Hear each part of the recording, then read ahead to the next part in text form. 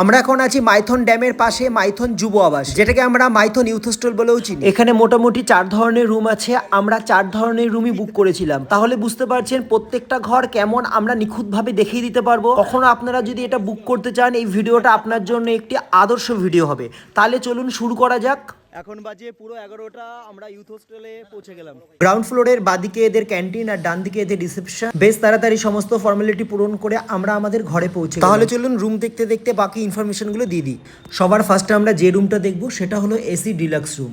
এই রুমের best price হলো 1250 টাকা, যার সঙ্গে সার্ভিস চার্জ আর জিএসটি অ্যাড হবে। আমি ঘোরার জন্য অনেক ইউথ হোস্টেলে গেছি, তবে কিছু কিছু ইউথ হোস্টেলে কিছু আমি সার্ভিসিংয়ের সমস্যা দেখেছি, কিন্তু এই ইউথ হোস্টেলটা কিন্তু যথেষ্ট ভালো, পরিষ্কার পরিচ্ছন্ন। পরিষ্কার বেড কভার ছিল, টিভি, এসি সমস্ত ওয়ার্কিং ছিল। আলমারিটা দেখুন, আলমারিটাও কিন্তু খুব সুন্দর, নিট অ্যান্ড ক্লিন। দুটো চেয়ার ছিল বসার জন্য।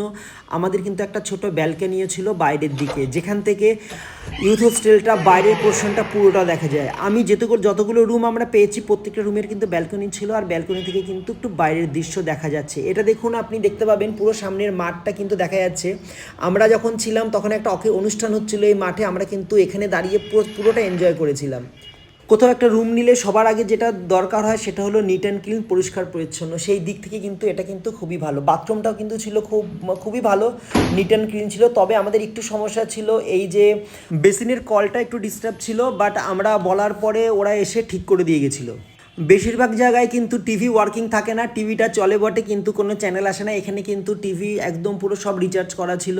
এই ঘরটা হয়ে গেল। চলুন এবার চলে যাই পরের ঘরে। পরের ঘরটা কেমন একটু দেখে নিই। এখন আমরা আছি এসি ডবল বেডেড রুম। এই রুমটার বেস্ট প্রাইস হচ্ছে 950 টাকা, যার সঙ্গে জিএসটি আর সার্ভিস চার্জ কিন্তু অ্যাড হবে। ডিলাক্স রুমের থেকে এই রুমের স্পেসটা জাস্ট একটু কম, বাকি সব কিন্তু একই আছে, একই রকম সেট আপ। এদের এখানে গিয়ে একটা জিনিসই আমাদের একটু খারাপ লেগেছিল, সেটা হলো এদের জলটা। এদের ওপরে নিচে দুটোই আরও আছে, কিন্তু দুটো আরোরই সার্ভিস ছিল না, দুটো আরোই ওয়ার্কিং ছিল না। বাট এটা 20 লিটারের ড্রাম আমাদের সবসময় প্রোভাইড করেছিল, যেটা দিয়ে জলের কোনো সমস্যা আমাদের যদিও হয়নি।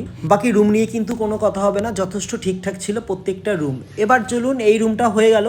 এবার আমাদের পরবর্তী রুমটাতে আমরা চলে যাই। এবার আমরা দেখবো মাইথন যুব আবাসের ভিআইপি রুমটা কেমন। এই ভিআইপি রুমের বেস্ট প্রাইস হয়েছে 1750 টাকা, এর সঙ্গে সার্ভিস চার্জ আর জিএসটিটা অ্যাড হবে। ডিলাক্স রুমের থেকে এই রুমটা কিন্তু অনেকটাই বড়। আমরা এখানে এসে অনেকটা আড্ডা বেড়েছিলাম, সবাই এই ঘরটার মধ্যে ধরে যাচ্ছিল। এই রুমের মধ্যে দুটো সিঙ্গেল সোফা এক্সট্রা পেয়ে যাবেন, একটা টেবিল এক্সট্রা পেয়ে যাবেন, আর একটা টি টেবিল এক্সট্রা পেয়ে যাবেন। ডিলাক্স রুম কিংবা নর্মাল ডবল বেডেড রুমের থেকে এক্সট্রা ফার্নিচার। আমরা দুদিনের জন্য রুম বুক করেছিলাম, আমাদের কিন্তু রুম সার্ভিস ঠিক টাইম মতো দিয়েছিল। এছাড়া আমরা বলেছিলাম আমাদের বেড কাভারও কিন্তু আমাদের চেঞ্জ করে দিয়ে গেছিলো। বিশেষ করে বলতে এখানকার স্টাফ কিন্তু খুব ভালো, তাদের বিহেভিয়ার খুব ভালো। আপনি যখনই তাদেরকে ডাকবেন তারা কিন্তু একদম হাসি মুখে আপনার সামনে চলে আসবে। সাধারণত গভর্নমেন্টের যে স্টেগুলো হয় সেগুলো একটু মেনটেন্যান্সের অভাব থাকে, কিন্তু এখানে কিন্তু সেরকম কিচ্ছু আমার চোখে পড়েনি। আমার কিন্তু এক্সপিরিয়েন্স খুব ভালো। আমরা যারা ঘুরতে ভালোবাসি তারা সবসময় চাই যে যেখানে যাচ্ছি সেখানকার বেস্ট জায়গাটায় আমরা থাকবো। তো মাইথনের বেস্ট জায়গা কিন্তু মজুমদার নিবাস, সেটা কোনো সন্দেহ নেই। যদিও সেখানকার মেনটেন্যান্সের একটু অভাব আছে, কিন্তু ওটার এতই চাহিদা থাকে যে ওটা বুক করা সম্ভব হয় না। আমি বলবো যদি মজুমদার নিবাস না পান তাহলে কিন্তু এই ইউথ হোস্টেলটা কিন্তু আপনার জন্য বেস্ট। জাস্ট 2-3 মিনিট হেঁটেই কিন্তু আপনি পৌঁছে যাবেন একদম ড্যামের সামনে। মোটামুটি এই 3 ধরনের রুম এখানে আমরা দেখতে পাই। এরপরে আমরা চলে যাব ডরমেটরিতে। এখানে ডরমেটরি 200 টাকা বেস্ট প্রাইস, তার সঙ্গে সার্ভিস চার্জ আর জিএসটি নিয়ে আপনার 250 টাকা মতো পড়বে। তবে রুম কিন্তু বেশ ভালো। এই কমপ্লিট হয়ে গেল মাইথন ইউথ হোস্টেলের রুম ট্যুর।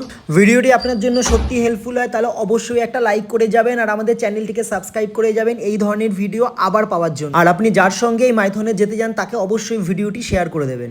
সবার শেষে বলে রাখি, মাইথনে গিয়ে আপনি কি কি দেখতে পারবেন, এখানে ঘোরার জায়গা, সাইট সিন কি কি আছে। সবার প্রথমে আছে মা কল্যাণেশ্বরী মন্দির, যেটা ইউথ হোস্টেলের পাশ থেকে অটো আছে, অটো করে আমাদের মিনিট 20 মতো লেগেছিল। বেশ সুন্দর মন্দিরটি। ইউথ হোস্টেল থেকে কল্যাণেশ্বরী মন্দিরের মাঝখানে রয়েছে ভান্ডার পাহাড়। এই ভান্ডার পাহাড়টাতে কিন্তু হেঁটে পুরোটাতে ট্রেক করে উঠতে হয়, যদিও সিঁড়ি করা আছে। ওপরের পরিবেশটা খুব সুন্দর, এখানে একটি শিবের মন্দির রয়েছে, আর ওপর থেকে নিচের ভিউটা অসাধারণ। সিঁড়ি দিয়ে উঠতে যদিও আমাদের 10-15 মিনিট সময় লেগেছিল, কিন্তু ওপরে ওঠার পরে কিন্তু সমস্ত ক্লান্তি দূর হয়ে গেছিল। খুব সুন্দর, এখানে গেলে এটা কিন্তু একদম মিস করবেন না। আর এখানকার মুখ্য আকর্ষণ হলো মাইথন ড্যাম। মাইথন ড্যামের পাশ দিয়ে ঘোরাটা যেরকম সুন্দর, আর ড্যামের মধ্যে নৌকা নিয়ে চড়াটা হলো অসাধারণ একটা অভিজ্ঞতা। তাহলে বন্ধুরা, ভিডিওটা এখানেই শেষ করছি। সবাই খুব ভালো থাকবেন। Tata, bye bye. আবার দেখা হবে অন্য কোনো ভিডিওতে অন্য কোনো জায়গার তথ্য নিয়ে।